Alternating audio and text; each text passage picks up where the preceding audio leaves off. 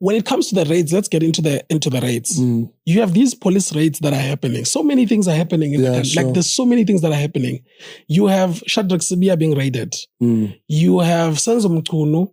I saw an article about him being raided, but also the chief of staff of Senzo Mchunu being raided. You have the SIU raiding Hangwani Maumela, the nephew of President Cyril Ramaphosa, to which Cyril denies that it's his nephew. But of course, people have shown the family tree and network of how, in fact, they're actually in the same area. You know, there's even a video of them together, and then he says, no, it was just a coincidence. He was on a walk and then he just met the citizens. Now, with the SIU raid, you then have the seizure of the luxury vehicles. You have, the SIU has obtained a special tribunal order to preserve approximately 900 million worth of assets linked to alleged irregular payouts by the Tembisa Hospital. So far, around 133 million have been preserved, including taking everything, including even the smallest of the toy cars that's approximated to be worth around 6,000 to 7,000. They took every single thing. Now, there's someone I had who's saying that the significance of these seizures is that they actually make it impossible or difficult for the perpetrators or the people that are being accused to actually then be able to defend themselves. Because what they often do is that they take the very same state resources that they've squandered, that they have, they use that to frustrate the very same state that they've stolen from. If you have assets worth over 900 million rands and you are being taken to court, you can drag that case to be a 20-year case that goes in and out. And we've seen that happens in South Africa. So I want to hear your opinion. You even mentioned earlier in our background conversation a book that you read that sort of like started the whole process of like seizing assets. Can you take us into that? Okay, look, I must first commend the great work that the SIU is doing. And another commendable thing about SIU is that, unlike the NPA, they are more transparent of the work that they do. 100%. So their communication department is very effective because they keep on informing the public about the work that they do in bullet form. Right? They break everything down.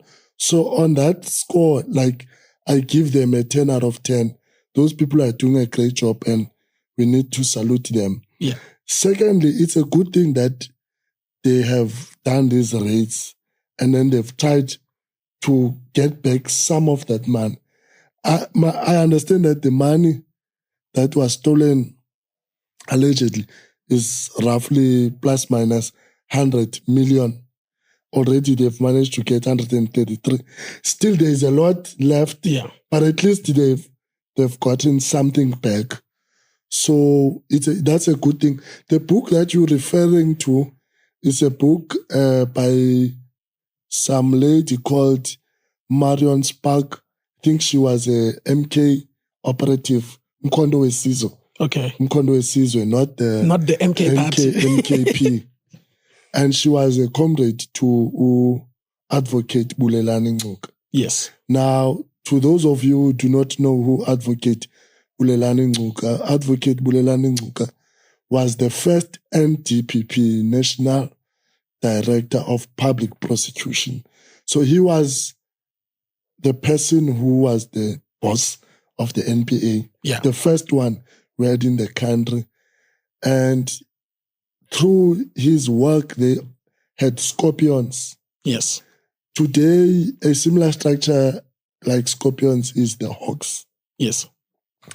So, actually, why is the Hawks all these things happening? You see, I even forgot the Hawks exist. When we kept talking up, I'm thinking SIU. I forgot about the Hawks completely. And this should be the work that is done by the Hawks because the people who are involved here are police, right? So not only the Hawks, the IPT even. Remember, the IPT deals with police who do misconduct. So those two have been found wanting. I don't know why is it that we haven't heard anything from them about these serious allegations against the police force. So, but I guess as time goes by, we'll hear more about that. So in the book, where Bulelani Ngcuka then explains how they had to do the seizure at the then former deputy president's office and house, Umsholos, because remember in 2005? Yeah, 2005. At the time, Jacob Zuma was the deputy president. He was deputizing President Mbeki. And at the time, there was that case about the arms deal. Yes, with So the first time, me personally, I don't know about other people. So the first time I got to hear about the seizure, it was during that time. Okay. And I got to understand the extent to which that work is done through that book.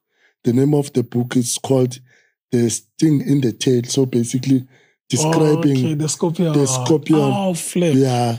Because the scorpion, it uses the tail to sting. I know the book, but I didn't think that's now it makes sense. Yeah. So another interesting in the book, he explains how they got to give the name Scorpions to that team. What has Scorpion become now? Hawks. What have the Hawks done? Nothing. So the funny story is that they were in a meeting, like sitting informally among themselves, his colleagues who advocate Bulelani Ngcuka. And then one of the guys started singing the song Diamoyiku no Matukutwane. Okay. So to those of you who do not know, it's because no Matukutwane is a scorpion. So right there and there, that's when they were like, okay, we're going to name this unit the Scorpions. But if you remember, the Scorpions then got closed because there was allegations that they were only attacking politicians, and specifically ANC politicians. But as we know, that was not entirely true. There were other sort of gangs that they were attacking. If you remember, there's a story about the Pachat here in Cape Town. Yeah. No, if you tell a 2K about Scorpion and all that, they know they know the seizures through SARS. Sure. They know your mom keys. The cars have been taken and all of that. That's the kind of seizure they know. But as we go towards close.